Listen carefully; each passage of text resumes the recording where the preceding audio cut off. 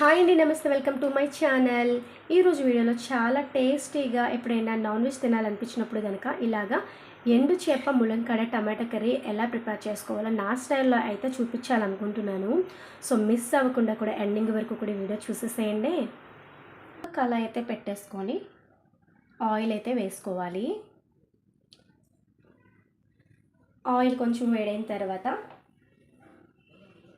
శుభ్రంగా కడిగి పక్కన పెట్టుకున్న ఈ ఎండు చేప ముక్కలను అయితే వేసేసుకొని ఫ్రై చేసుకోవాలి.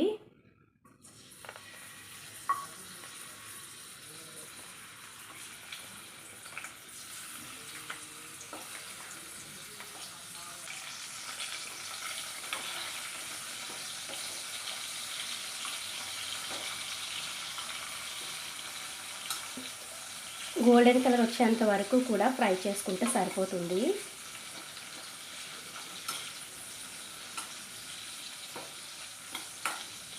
ఇది మంచిగా ఫ్రై అయ్యేటప్పుడు మంచి స్మెల్ అయితే వస్తుంది. ఇలాగ గోల్డెన్ కలర్ వచ్చేంత వరకు కూడా ఫ్రై చేసేసుకొని ఒక ప్లేట్లోకి అయితే తీసేసుకోవాలి.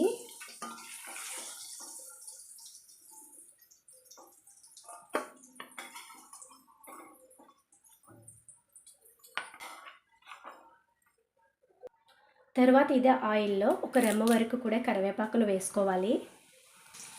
తర్వాత కట్ చేసి పెట్టుకున్నటువంటి ఒక 2 ఉల్లిపాయలు, ఒక 4 పచ్చిమిర్చీలు కూడా ఇలా కట్ చేసేసుకొని వాటిని కూడా యాడ్ చేసేసుకోవాలి.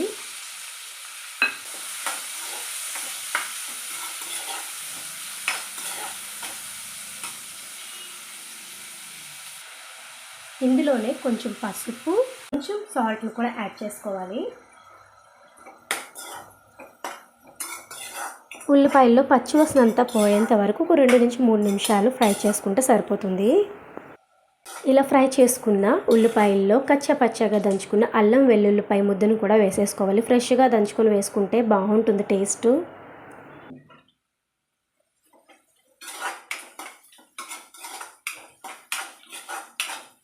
ఆ తర్వాత ఒక 4 టమాటోల్ని కట్ చేసి వేసేసుకొని ఒక 2 నిమిషాల పాటు కూడా మూత పెట్టేసి మగ్గించుకోవాలి.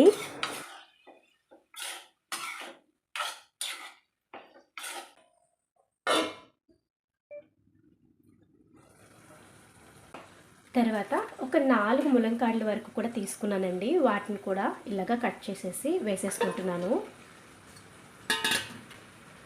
ఒక 5 మినిట్స్ వీటిని ఉడికించుకుంటే మూత పెట్టేసి సరిపోతుంది.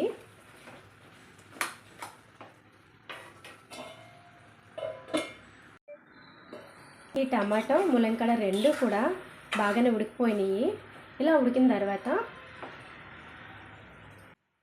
ఇందులో ఒక 2 టేబుల్ స్పూన్ల వరకు కూడా కారం వేసుకొని బాగా కలిపేసుకోవాలి. మనం ఎప్పుడు నాన్ వెజ్ కర్రీ వండినా కూడా కొంచెం కారం ఎక్కువగానే వేసుకోవాలండి. నాన్ వెజ్కి కారం కొంచెం ఎక్స్ట్రాగా ఉంటేనే టేస్ట్ బాగుంటుంది. తర్వాత ఫ్రై చేసి పక్కన పెట్టుకుని ఎండు చేప ముక్కలు కూడా వేసేసుకోవాలి. మనం ఎప్పుడు ఎండు చేపలను వండుకున్నా కూడా సాల్ట్ అయితే చూసుకొని వేసుకోవాలండి. లేదంటే ఉప్పు ఎక్కువైపోతుంది. టేస్ట్కి తగ్గ సాల్ట్ని కూడా వేసుకొని తగినంత నీళ్ళని కూడా వేసుకొని మూత పెట్టేసి ఒక 10 మినిట్స్ కనుక ఉడికించుకుంటే సరిపోతుంది. ఇలా ఒక 10 నిమిషాల పాటు కనుక ఉడికించుకున్నట్టయితే చాలా టేస్టీగా ఉండే ములంకాడ ఎండు చేప టమాటా కర్రీ అయితే రెడీ అయిపోతుందండి. దీన్ని వేడివేడిగా సర్వ్ చేసుకున్నా బాగుంటుంది, లేదంటే కాసేపు అయిన తర్వాత తిన్నా కూడా చాలా బాగుంటుందండి. చూసారు కదా, ఈ వీడియో కనుక మీకు నచ్చినట్టయితే లైక్ చేయండి, షేర్ చేయండి. మరిన్ని వీడియోస్ కోసం మా ఛానల్ అయితే సబ్స్క్రైబ్ చేసుకోవడం అస్సలు మర్చిపోవద్దు. Thank you.